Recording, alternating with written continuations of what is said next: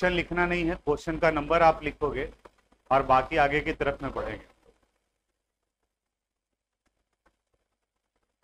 ये 4.13 ये क्वेश्चन हो गया था। यहां पर हाफ लाइफ निकालना था और रेट कांस्टेंट के का वैल्यू दिया हुआ था। तो फर्स्ट ऑर्डर और जीरो ऑर्डर, यानी इसमें पढ़े हम लोग क्या इंटीग्रेटेड रेट मेथड में कि आपको ऑर्डर ऑफ रिएक्शन दिया हुआ रहेगा, ये जीरो ऑर्डर का है या फिर फर्स्ट ऑर्डर का है, और जीरो ऑर्डर और फर्स्ट ऑर्डर के हिसाब से उसका इंटीग्रेटेड रेट इक्वेशन यूज करेंगे। अगर जीरो ऑर्डर रहा तो उस कंडीशन में k is equal to R not minus R by T and T half is equal to R not by 2k। अगर फर्स्ट ऑर्डर रिएक्शन है तो t is equal to 2.303 by K log R not by R और T half is equal to 0.693 by के।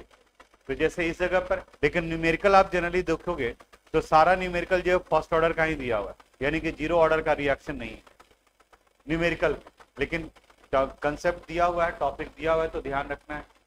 Example 4.7, a first order reaction is found to have a rate constant, find the half life of the reaction. देखो तो copy ये बनवाया हुआ है, ये बना लिए हम लोग, इसके पहले वाला क्वेश्चन भी बना लिए थे। इंटेक्स 4.6 ये भी कंप्लीट हो गया है। यहां पर 4.19, a first order reaction takes 40 minutes for 30% decomposition, calculate T half।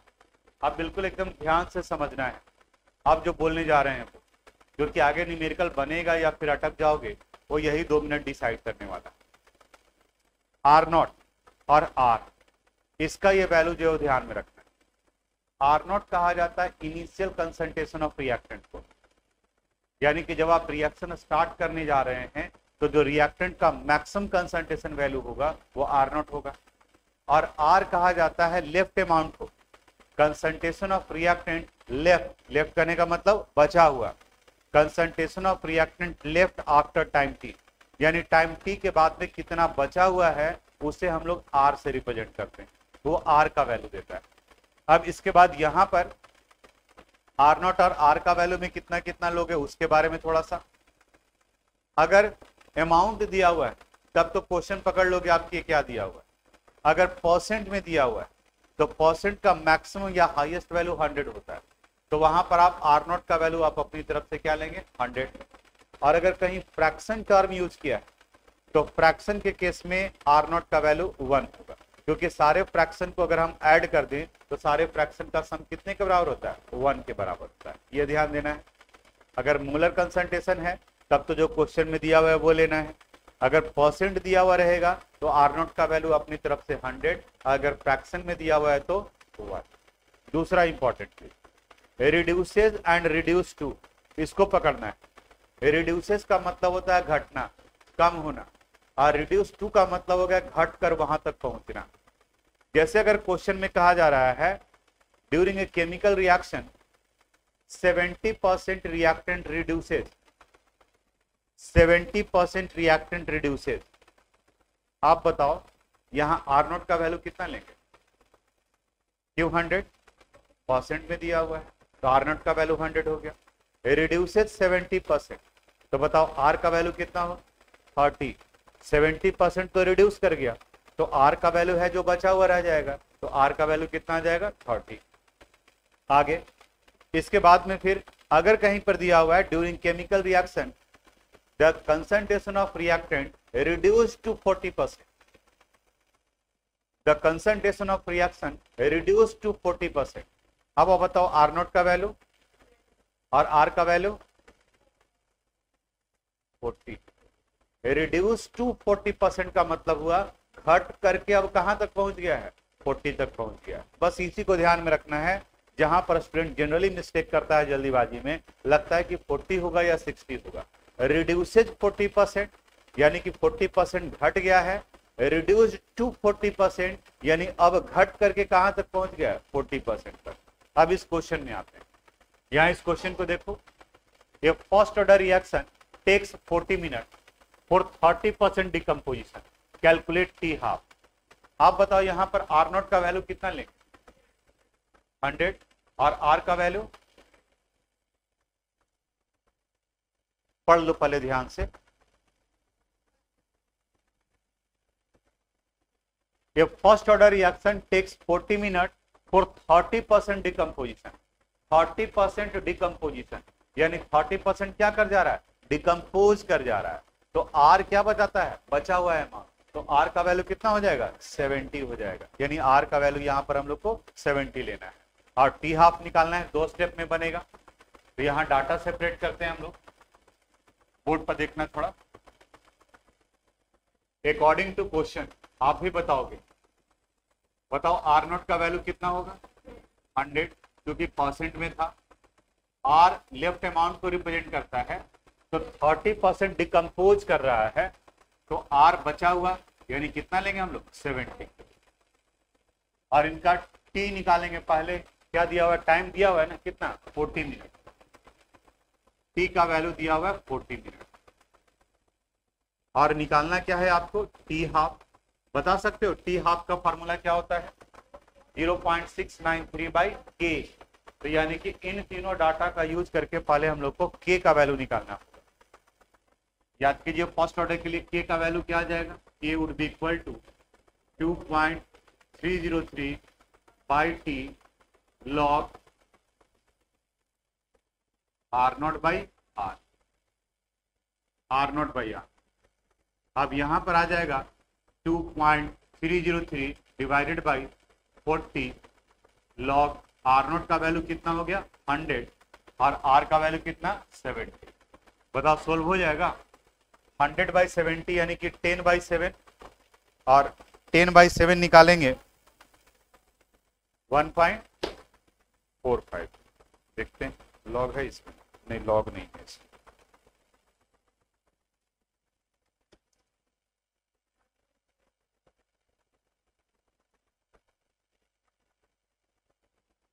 Hundred divided by 70, ये 1.428 है। 2.303 डिवाइडेड बाई 40 लॉग 1.428। अब लॉग टेबल, या तो लॉग का एग्जामिनेशन में वैल्यू दिया रहेगा या लॉग टेबल प्रोवाइड करेगा। ज्यादातर चांसेस है कि आपको लॉग का वैल्यू दिया रहेगा, तो आपको वो करना है। अदरवाइज बाकी बताए भी थे कि लॉग का वैल्यू कैसे निकाला जाता है। 1.428 यानी 0.1547। तो ये वैल्यू आ गया 2.303/40 इंटू 0.1547। मल्टीप्लाई कर देते हैं इसको, 2.303 इंटू 0.1547 डिवाइडेड बाई 40, ये आ गया 0.0089। 0.0089 ये किसका वैल्यू आया है, के का। और हमें निकालना किसका वैल्यू है, टी हाफ। अब इसके बाद में फिर निकालेंगे, now T half would be equal to 0.693 divided by K, यानी 0.693। बताओ के का वैल्यू अभी कितना आया था, 0.0089, 0.0089, 0.693 डिवाइडेड बाई 0.0089 यानी 77.86। पहले इसका यूनिट किसमें दिया हुआ है, मिनट में, तो यहां पर भी इनका यूनिट क्या आ जाएगा। समझ में आया कैसे किए जाए। मेन आपको ध्यान देना है आर नॉट और आर। यहां अगर नहीं बात ध्यान दोगे क्वेश्चन गलत हो जाएगा, क्योंकि आप सोचो ना 30 से डिवाइड कर दिए तब तो आंसर कुछ और आ जाएगा। आर लेफ्ट अमाउंट को कहा जाता है, decomposes 30% and decompose to 30%। To word लगाया जाता है यानी कि लिमिट कर दिया, यानी कि वहां तक। तो रिड्यूस टू 30% यानी अब 30% तक पहुंच गया, और रिड्यूसेस 30% का मतलब 30% ही कम हुआ है, तो बचा हुआ रह जाएगा 70। नोट करो इसको, नोट कर लीजिए।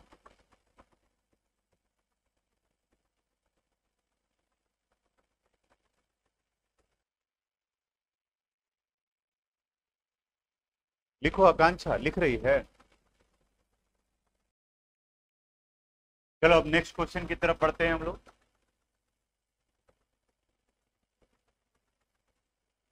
इंटेक्स का ये क्वेश्चन नंबर 4.5 ये भी कुछ उसी तरह से है। ये फर्स्ट ऑर्डर रिएक्शन है जो रेट कांस्टेंट यानी किसका वैल्यू दिया हुआ है, के का। How long will 5 gram of this reactant take to reduce to 3 gram, take to reduce to 3 gram. क्या निकालना है यहां पे, टाइम निकालना है। आर नोट का वैल्यू बताओ कितना है, कितना 5 ग्राम। आर का वैल्यू कितना है सोच के बताना। 2 भी बोल रहे हैं 3 भी बोल रहे हैं, इसका मतलब कॉन्फिडेंट नहीं है। फिर से सुनो, reduces 3 gram and reduce to 3 gram, दोनों में फर्क है। बताओ आर का वैल्यू कितना होगा, 2 लिखा हुआ है ना यार। यही तो अभी 15 मिनट से यही बात कर रहे हैं, रिड्यूसेस एंड रिड्यूस टू दोनों में फर्क है। यहाँ रिड्यूस टू 3 ग्राम दिया हुआ है। अब इसे सोल्व करते हैं।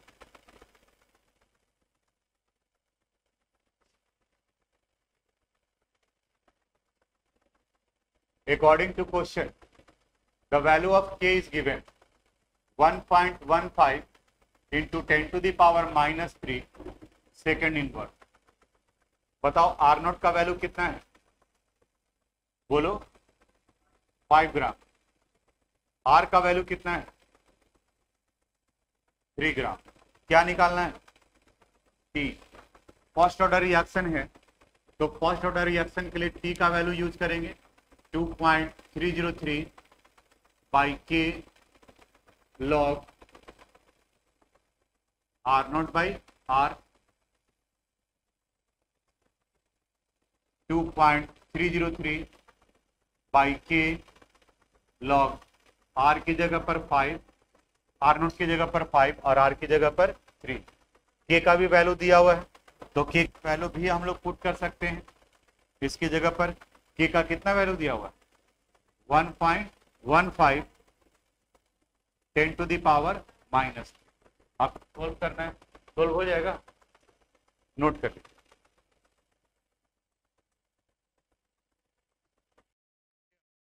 बाकी कैलकुलेशन कीजिएगा। आगे बढ़ते हैं नेक्स्ट क्वेश्चन पर।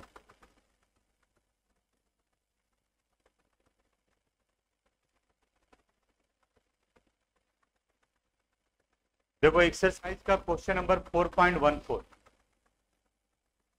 यहां कह रहा था half life for radioactive decay of C40 is 5730 years।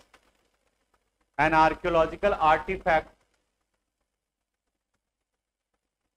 यहां सुनोगे, जब बता रहे हैं तो यहां सुनोगे।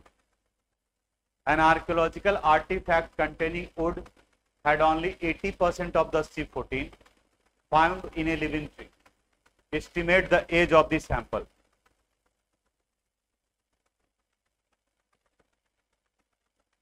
आर नोट का वैल्यू दिया हुआ है कितना, 80% आर नोट का वैल्यू दिया हुआ है। हाँ जी, आर नोट का वैल्यू 80% होगा।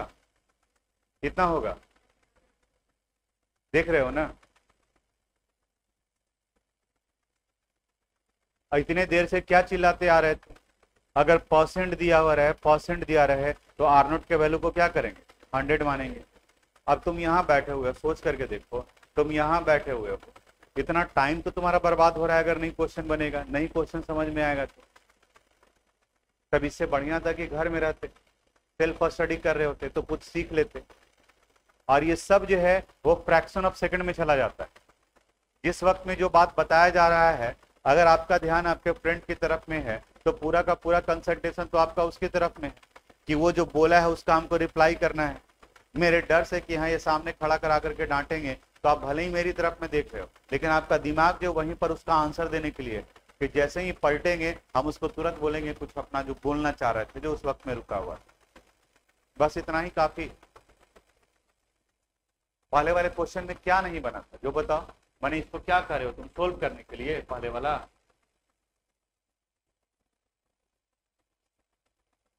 इसको क्या कर रहे हो सोल्व करने के लिए।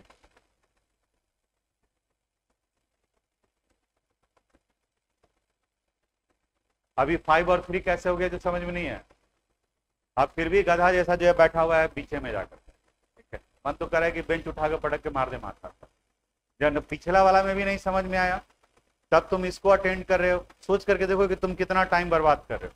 पिछला वाला भी तुम्हारा 1.5 घंटा चला गया और ये वाला भी 1.5 घंटा जा रहा है।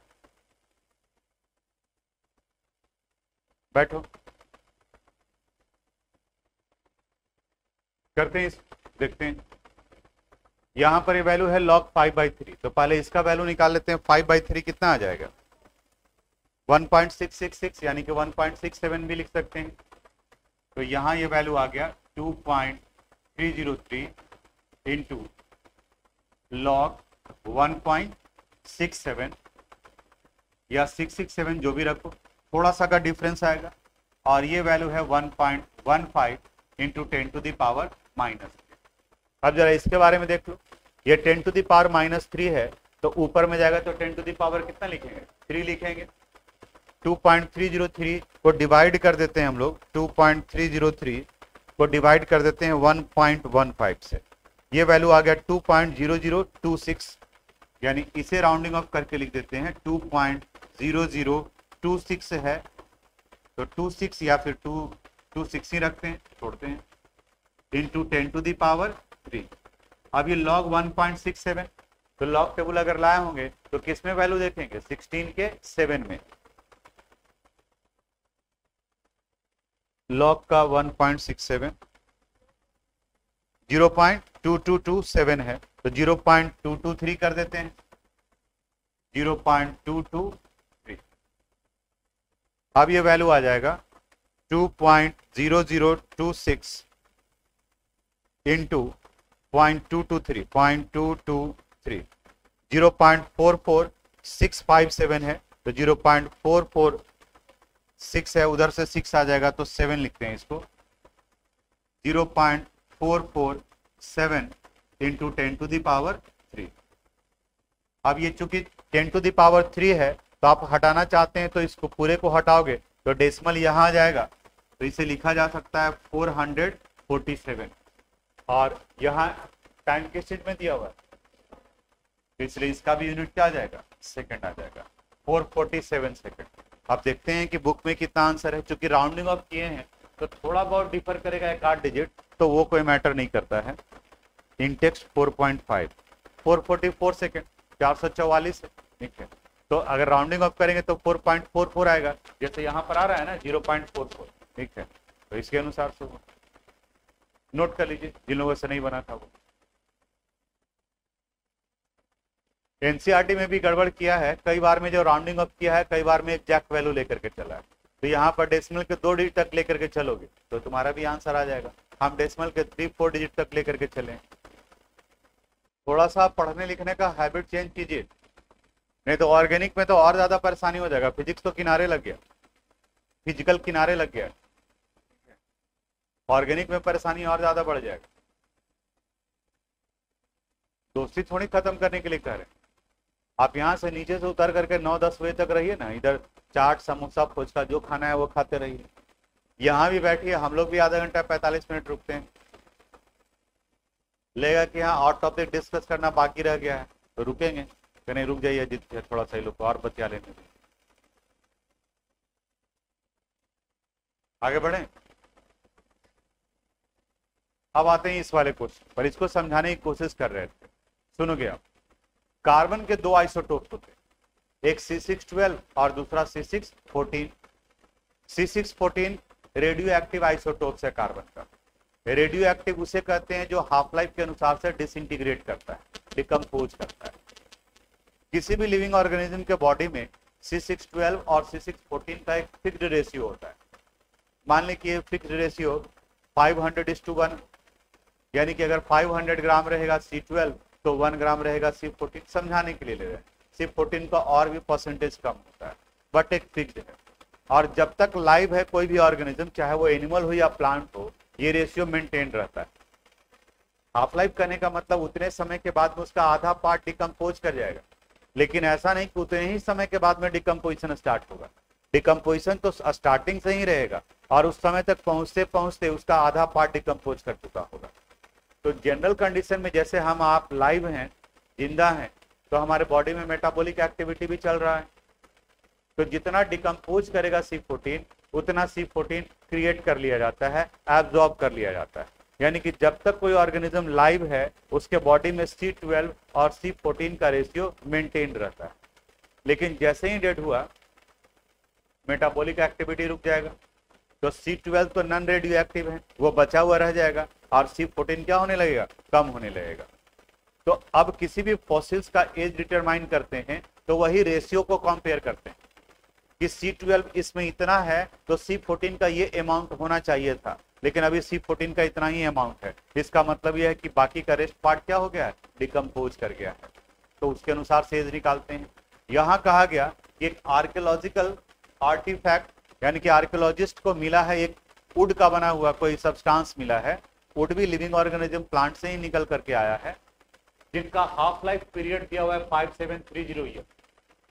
अब करा है कि जब स्टडी किया गया तो इच वुड हैड ओनली 80%। इस वर्ड को पकड़ो, etch had only 80% of the C14, यानी कि इसमें 80% है, बचा हुआ 80%, यानी कि 20% क्या हुआ है, डिकम्पोज किया, 80% बचा हुआ है। तो बताओ यहाँ पे R0 का वैल्यू कितना है, R0 का वैल्यू 100 और R का वैल्यू 80, जो बचा हुआ है उसी को हम लोग लेके चलते हैं। और हाफ लाइफ दिया हुआ है, तो अभी जो पहला क्वेश्चन सोल्व किए थे उसी तरह का ये क्वेश्चन हो गया, यानी कि according to question T half का वैल्यू यहाँ दिया हुआ है 5730 ईयर्स, 5730 ईयर्स। R0 का वैल्यू कितना है 100, R का वैल्यू कितना है 50, परसेंट 100 कर दे तो परसेंट हटा दिए, और आपसे पूछा क्या जा रहा है T का वैल्यू। तो ये हाफ लाइफ तो पहले K का वैल्यू निकाल लेते हैं। K is equal to formula क्या आएगा 0.693 डिवाइडेड T,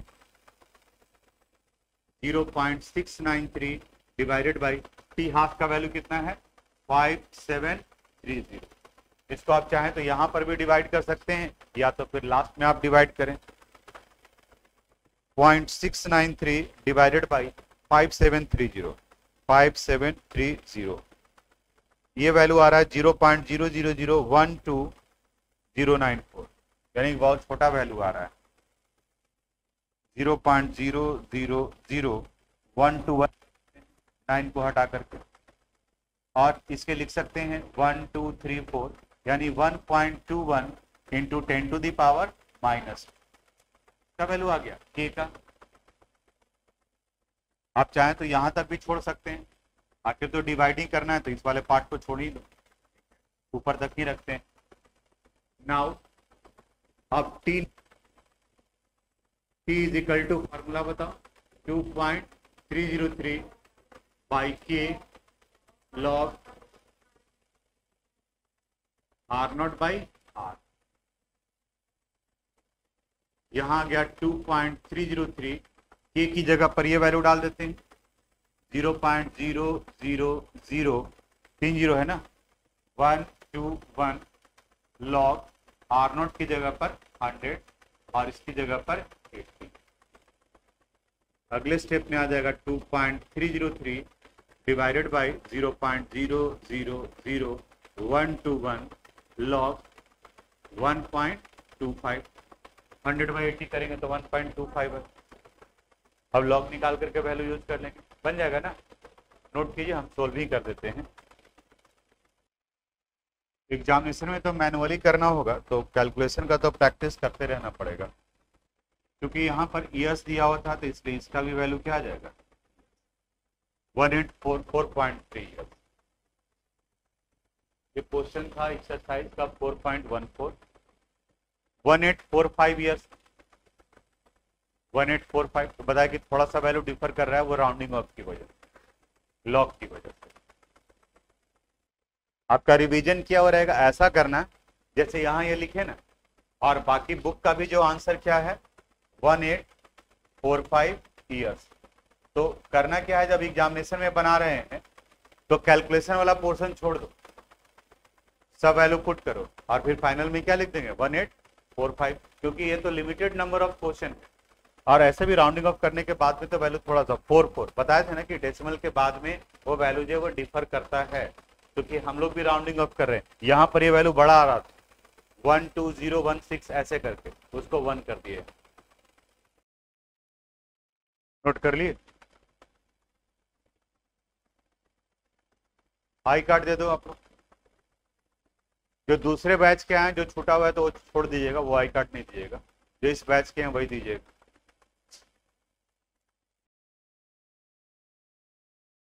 आगे बढ़े हम लोग।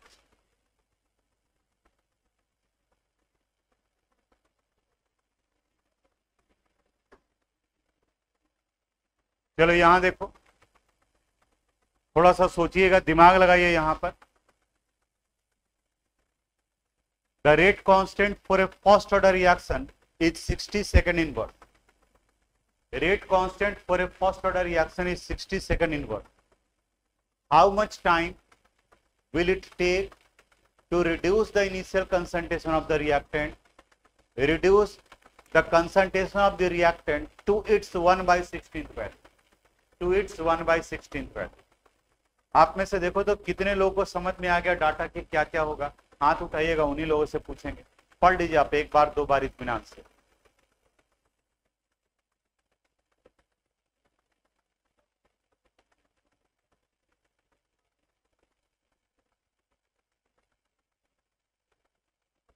पता चला? कितने लोगों को पता चला? हाथ उठाइए, किसी को भी? वेरी गुड, एक को पता चला। और आप लोग को कुछ नहीं, गलत होगा आपको पता चला, उधर पता चला। अच्छा तुम बताओ। हाँ वो जो ब्लैक टी शर्ट पहने हुए, हाँ बोलो। ठीक है, आर नोट का वैल्यू कितना हो जाएगा?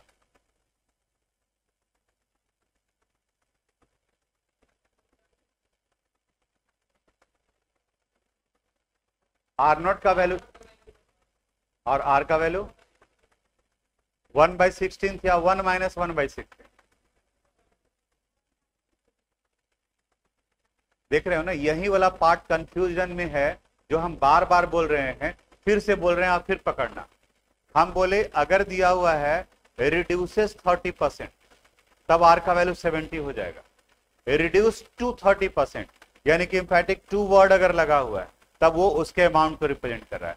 अब क्वेश्चन पढ़ो और बता तो कि आर का वैल्यू 1/16 होगा या 1 - 1/16 होगा। देखो ना यहां लगा हुआ है the initial concentration of the reactant to its 1/16 value. नहीं लगा हुआ है 2। अब सोचो तुम कि 12th में ख्वाब देख रहे हो कि हमको IIT निकालना है, और हम दिखा रहे हैं वहीं पर खड़े होकर बोल रहे हैं कि 2 वर्ड लगा हुआ है, 2 वर्ड लगा हुआ है, तो इसका मतलब वो आर के वैल्यू को रिप्रेजेंट कर रहा है। सेंस लगाओ, आप क्वेश्चन को पढ़ो, उस सेंटेंस को पकड़ो कि वहां पर क्या है, क्योंकि इस जगह पर जनरली स्टूडेंट मिस्टेक करता है। यही मेन पार्ट है। बाकी का तो जो न्यूमेरल वैल्यू है डाटा सेपरेट करके आप दे दोगे 7th 8th स्टैंडर्ड का बच्चा का, वो भी जो वो सोल्व करके बता देगा। बैठो, ठीक है, इतना तो बताया कब से। द रेट कांस्टेंट यानी कि डाटा सबसे पहले सेपरेट कर लेते हैं according to question. Rate constant यानी के का वैल्यू दिया हुआ है, कितना है 60 सेकंड इनपुट। आर नॉट का वैल्यू इनिशियल कंसंट्रेशन कितना मानेंगे, आर का वैल्यू कितना होगा 1/16। क्या निकालना है आपको, T is equal to formula 2.303 by K log R not by R. अब वैल्यू पुट कर देते हैं 2.303 के की जगह पर क्या रखेंगे 60 लॉग 1/16। ये 16 ऊपर चला जाएगा, 2.303 डिवाइडेड बाई 60 लॉग 16। पहले ही बताया था कि 2 और 2 के मल्टीपल के लिए लॉग टेबल नहीं दिया रहेगा, वो आपको ना तो वैल्यू दिया रहेगा और ना ही लॉग टेबल दिया रहेगा, वो आपको खुद से निकालना है। तो लॉग 16 का वैल्यू निकालेंगे तो ये कितना आएगा, log 16 का मतलब निकला, बताओ 2 का कितना पावर, 2 to the power 4, ये वैल्यू हो जाएगा 4 log 2, और log 2 का वैल्यू याद है 0.301, मल्टीप्लाई कर देंगे इसको 4021, यानी वैल्यू कितना आ गया 1.204। अब इसके वैल्यू को यहां पुट कर देते हैं, यानी 2.303 डिवाइडेड बाई 60 इंटू 1204, बताओ सोल्व हो जाएगा, नोट कर लीजिए।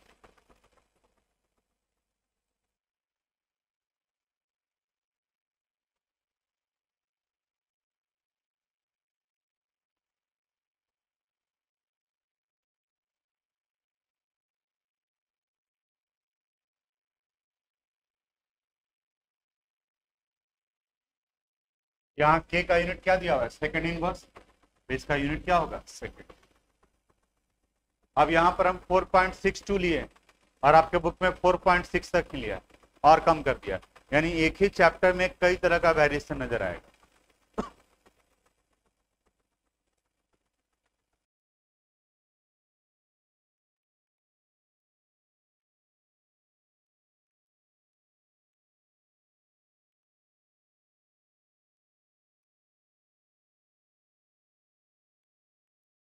समझोगे, दो बिल्कुल एक ही तरह का है, एक ही हम बता रहे हैं और इसी से रिलेटेड जो दूसरा क्वेश्चन है वो आपको देंगे बनाने, ध्यान से सुनिएगा। ये प्रूफ दैट टाइप क्वेश्चन है, show that in A first order reaction time required for completion of 99.9% is 10 times of half life of the reaction, यानी 99.9% रिएक्शन को कंप्लीट होने में जो टाइम लगता है वो half life of the reaction का 10 टाइम्स है, यानी कि 10 गुना है। इसको आपको प्रूव करना है 99.9% कंप्लीट होने में। आप बता सकते हो 99.9% कंप्लीट होना है तो आर नोट का वैल्यू कितना लेंगे, तो सोच करके 99.9% कंप्लीट होना है तो आर नोट का वैल्यू कितना लेंगे।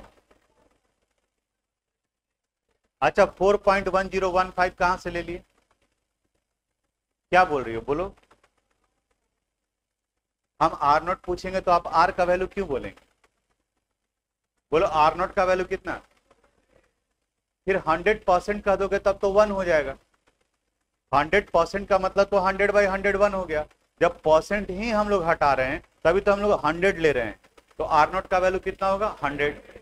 99.9% कंप्लीट हो रहा है तो बचा हुआ कितना रह गया 0.1, यानी कि आर का वैल्यू हो गया 0.1।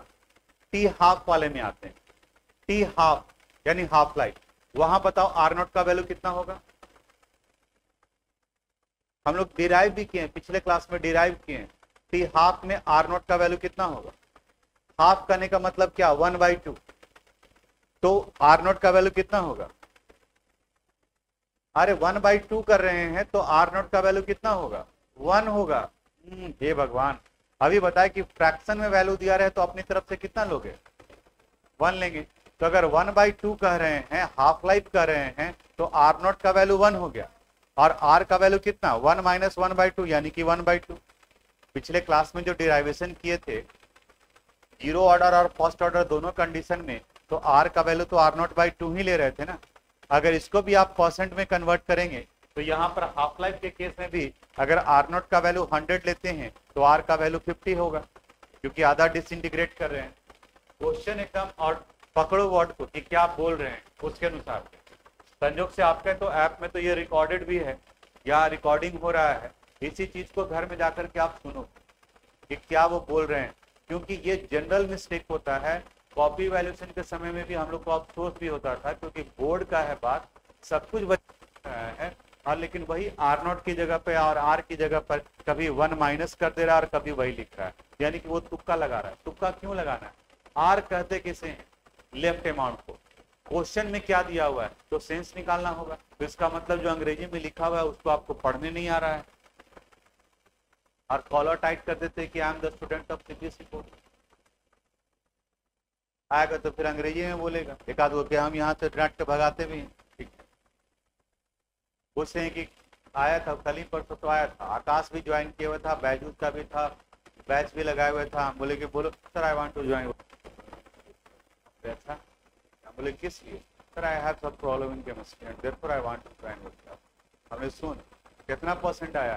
ठीक है, तो सर वो 72% का। हमने 72% को साइंस नहीं लेना है, 80% से मार्क्स कम है तो उसको साइंस देना ही नहीं चाहिए। तुम फ्लाइंग है ना जी? तो हाँ सर, हमने 10th कहाँ से पास किया था? तो डीएवी से। हमें तो डीएवी तो फॉर्म नहीं दिया होगा।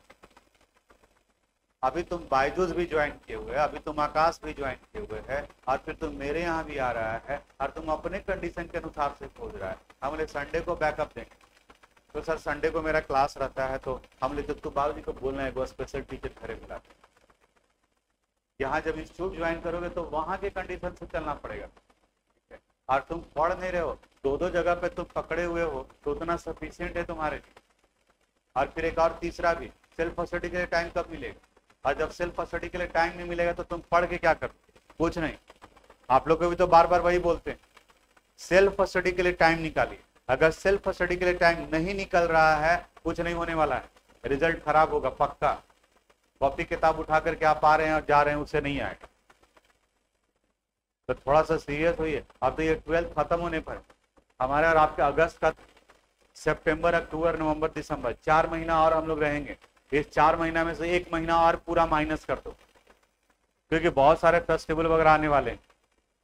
तो महीने में 12 क्लास तो होता ही है, तो दशहरा, दिवाली, छठ वगैरह ये सब मिला लेंगे तो 12 दिन तो क्लास आपका बंद हो ही जाएगा। तो कुल मिलाकर के 36 क्लास। ये 36 दिन ही हम आपको डांट डपट सकते हैं, और डांटने डपटने से हमको पैसा थोड़ी ज्यादा मिलने वाला है। एक तो जाहिर सा बात है, आपको किसी को डांटेंगे तो आपको बुरा लगेगा, नाराजगी लगेगा, ये आपको समझ में आ रहा है और हमको समझ में नहीं आ रहा है। हम तो ये कहते कि वाह कितना पढ़ते हो यार तुम। ठीक है, ठीक है, अब तुम भी खुल के खूब ठीक है, अरे हम तनियों से पढ़े, इनको लग रहा है कि ढेर पढ़ रहे हैं। ठीक है, हम तो बोलते हैं कि बेवदा इतना भी पढ़ेगा तो फेल। ये लगे कि नहीं इतना भी करें कि कम है, थोड़ा सा और बढ़ाएं। फिर का तो पर्पस ये नहीं कि थोड़ा सा बढ़े, आपका रिजल्ट बेटर हो। फिर दिसंबर के बाद में थोड़ी हम डांटने वाले हैं आप। उसके बाद में कभी तुम आओगे भी तो एज ए वो कोई अपना छोटा भाई बहन को लेकर के आओगे, आएंगे बोलेंगे कि क्या कर रहे हो, ये आओगे कि सर ये कर रहे हैं, आपको कुछ बन पाएगा तो कोशिश करेंगे कि हमसे अगर कुछ हेल्प बन पाएगा, कुछ जान तो हम तुमको बताएंगे। बस इतना ही, महीना बचा हुआ है ना। अब यहाँ देखो, तो 2 पार्ट है, एक 99.9% और दूसरा हाफ। देखो 2 पार्ट में कैसे बनाएंगे, लास्ट में आप नोट कर। फॉर 99.9% कंप्लीशन, बोर्ड पर देखो, गप नहीं करो प्लीज। फॉर 99.9% कंप्लीशन, कितना कंप्लीट कर रहे हैं आप बताओ फिर से। यहां पर R0 का वैल्यू कितना लेंगे? 100। R का वैल्यू कितना होगा? 0.01। अब यहां पर T का फॉर्मूला हम लोग को पता है, T is equal to 2.303 by K log R0 by R, ये होता है फॉर्मूला। इसी फॉर्मेट पर क्योंकि 99% कंप्लीट हो रहा है, रेशियो निकालना है, तो यहाँ T 99.9% कर दिए। It would be equal to 2.303 by K log 100 divided by 0.1। इस डेसिमल को हटाएंगे तो ऊपर में कितना हो जाएगा? 1000 को 10 टू द पावर कितना लिख सकते हैं? 3। देखो तो अगले स्टेप में आ जाएगा 2.303 by K log 10 to the power 3। बताओ 10 to the power log 10 to the power 3 का वैल्यू कितना होगा? 3। देखो कितना बेसिक पार्ट जो है वो मिसिंग है तुम्हारा concept. 3 equation log 10 to the power x is equal to x log 10। और log 10 का वैल्यू कितना होता है 1, तो log 10 to the power 3 is equal to 3 log 10, तो 3 इंटू 1 यानी कि वैल्यू आ गया 3। ये इक्वेशन फर्स्ट हो गया 99.9%।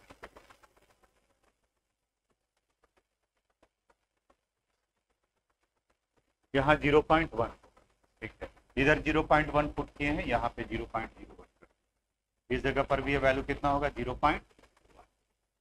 अब इस जगह पर आते हैं for half life, for half life आप परसेंट में भी रख सकते हैं, फ्रैक्शन में भी रख सकते हैं।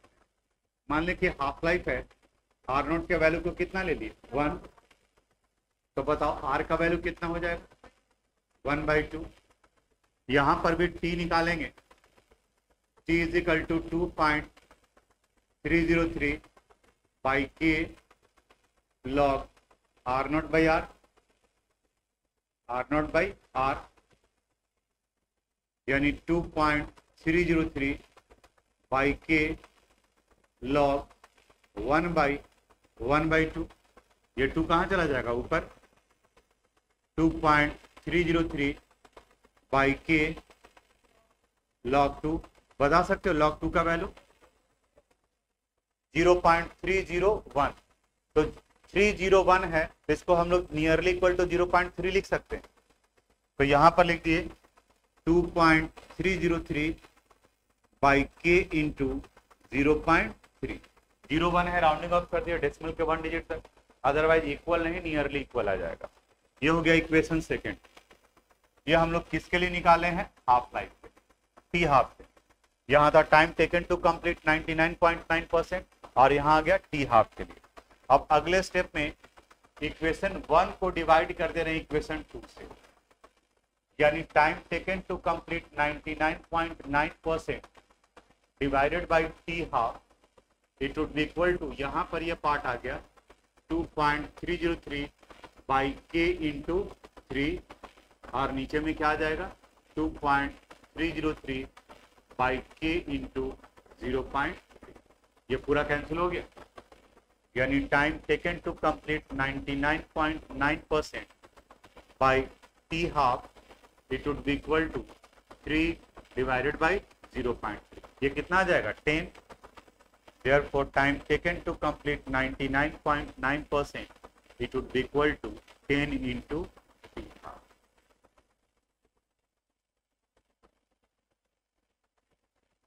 ऐसा समझ में, नोट करो यहाँ से।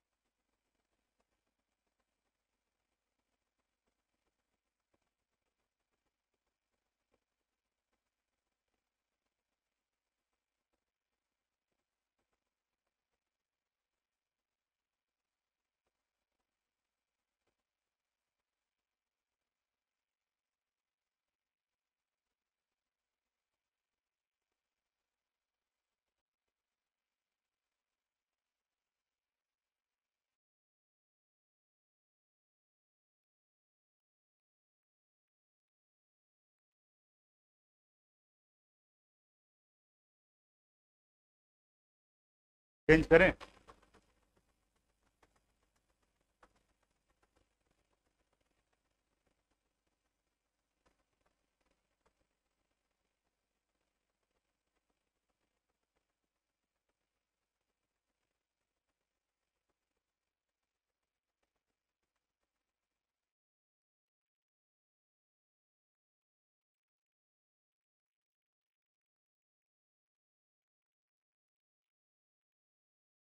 नोट कर लिए।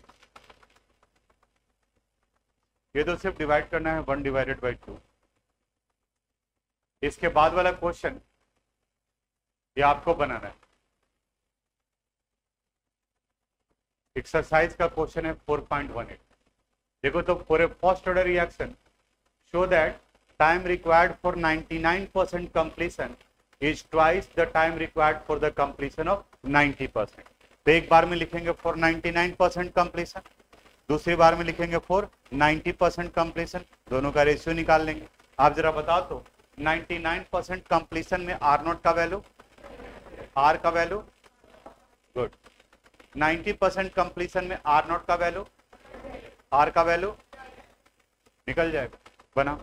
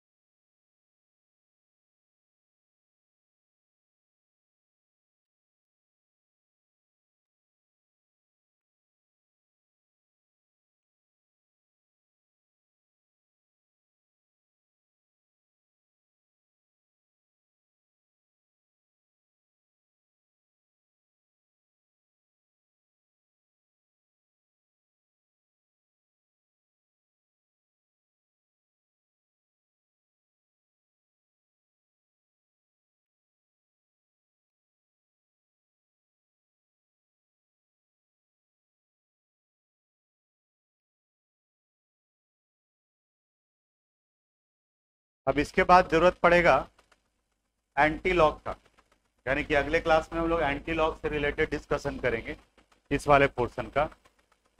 तो लॉग और एंटी लॉग ये निकालने के लिए जो बताया गया है, नहीं तो फिर ऐप देखोगे तो अभी भी उसमें वीडियो डाले हैं लॉग पर, तो वो जो है वो आप देख लोगे। एंटी लॉग यानी कि अब मास निकालना हो, जो बाकी का क्वेश्चन बचा हुआ है 4-5 क्वेश्चन उसमें भी उसे करना होगा।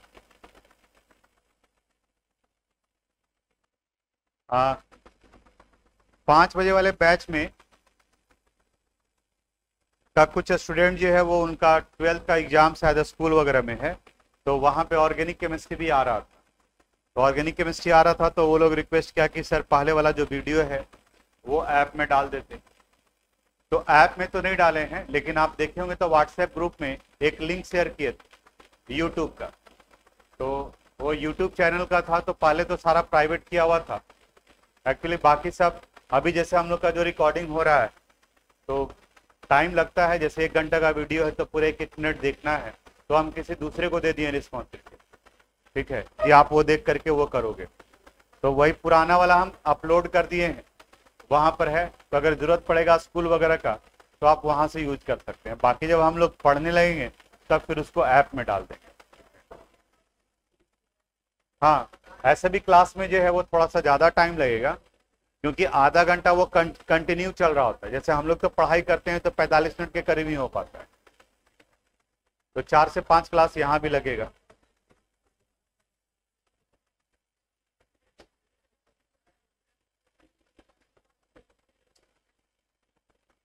अभी का जो क्लास का था वो तो हम आपको शेयर कर दिए। अगर आप मोबाइल लाए होंगे तो देखिए वहां पे खुल रहा है या नहीं खुल रहा है। खुला तो सारा बोर्ड जो है वो यहाँ पर आ गया।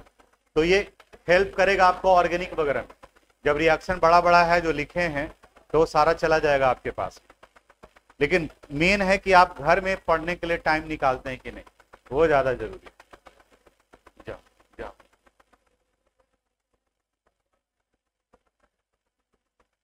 जाओ जाओ। Thanks for watching this video. अगर आपको कोई प्रॉब्लम है, अगर किस तरह का समझने में कोई दिक्कत है, तो आप मुझे मैसेज कर सकते हैं। हम अपनी तरफ से पूरी कोशिश करेंगे उसे रिप्लाई करने के लिए। अगर आपको ये वीडियो पसंद आया हो तो प्लीज़ इसे लाइक करें, सब्सक्राइब करें एंड शेयर करें। Thank you very much.